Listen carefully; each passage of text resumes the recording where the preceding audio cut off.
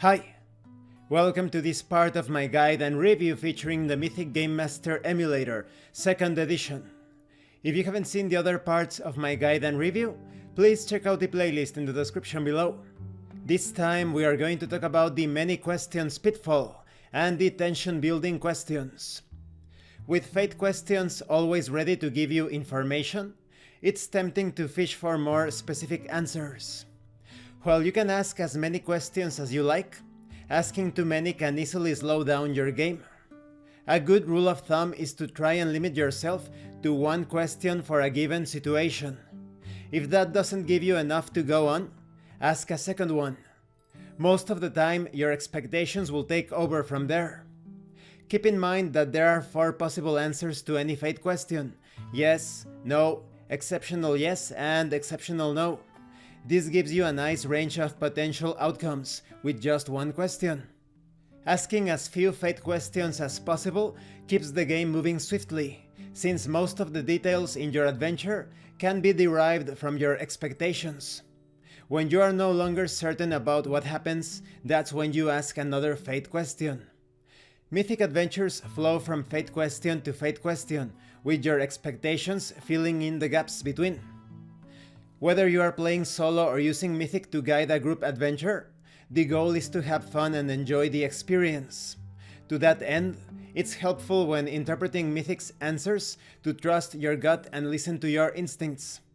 Tapping into your imagination will turn Mythic prompts into opportunities for you to run with your expectations, leading to wonderful improvisation as new ideas are unleashed. Let's talk about tension building questions. The excitement of any good story lies in the tension, and a role-playing adventure is no different. The best way to build tension in a solo or GM-less adventure is by asking conflict-oriented questions. Such questions may be difficult to ask. The answer might put your character in peril or lead your adventure into a whole new direction. But embracing those difficult questions makes for a more exciting experience. Some of the best moments in a Mythic adventure will happen when you ask a hard question, whose answer you are genuinely worried about. How will Mythic respond? What will happen to the player character? These are exciting moments, the kind of moments you'll remember long after the adventure is over. You reach these tension-laden junctions by asking hard questions when the time is right.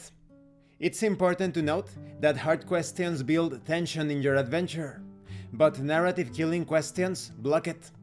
How can you tell the difference? You may be nervous to ask a tension-building question, because it might steer your adventure into very different territory. But this kind of tension is exciting because it involves the unknown. Narrative-killing questions, however, stop the story in its tracks.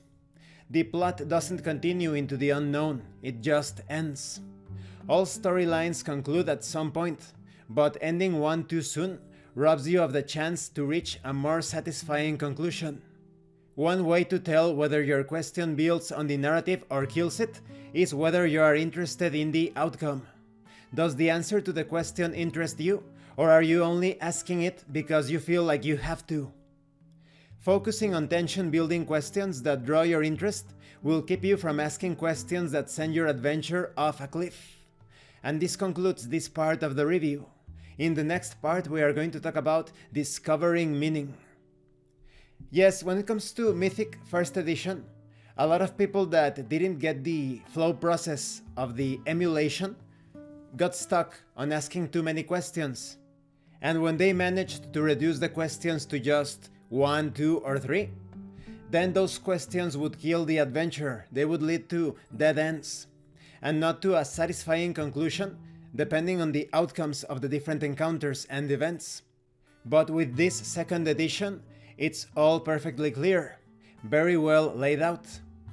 Thank you for watching this part of the guide and review, and thank you for your likes and your comments.